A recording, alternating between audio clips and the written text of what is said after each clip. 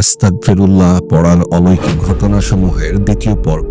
এই গল্পগুলো বাস্তব জীবন থেকে নেওয়া হয়েছে যারা আস্তাগফিরুল্লাহ পড়েছেন এবং আস্তাগফিরুল্লাহ পড়ার পরে তাদের জীবনে চমৎকার ধরনের পরিবর্তন দেখেছেন।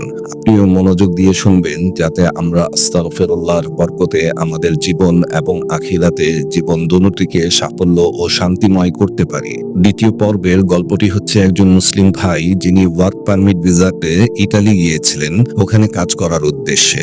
ইতালিতে কাজ করে উনি যাই উপার্জন করতেন তার অধিকাংশ অর্থই তিনি তার দেশে পরিবারের খরচের জন্য পাঠিয়ে দিতেন।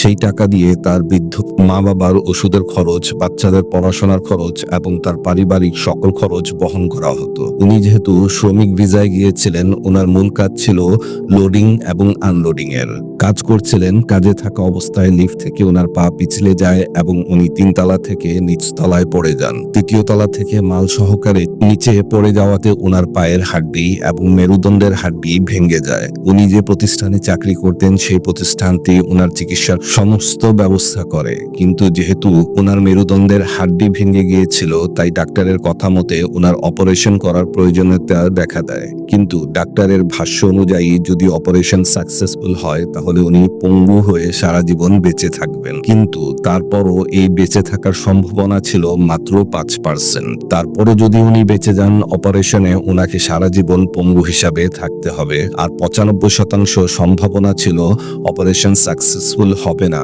এবং সাকসেসফুল না হলে উনি মারা যাবেন। অপরদিকে ওনার স্ত্রী আগে থেকেই আস্তাগফিরুল্লাহর জিকির করতেন, কিন্তু যেদিন অপারেশন ছিল সেদিন উনি বাসায় বিশেষ আয়োজন করেন আস্তাগফিরুল্লাহ পড়ার। নিজের বাসার যত সদস্য ছিল, ওনার শ্বশুর শাশুড়ি, ওনার বাচ্চাদের সবাইকে নিয়ে উনি ঘর পবিত্র করে আতর সুগন্ধি ব্যবহার করে সারাটা দিন ওনারা আস্তাগফিরুল্লাহ জিকির করেন।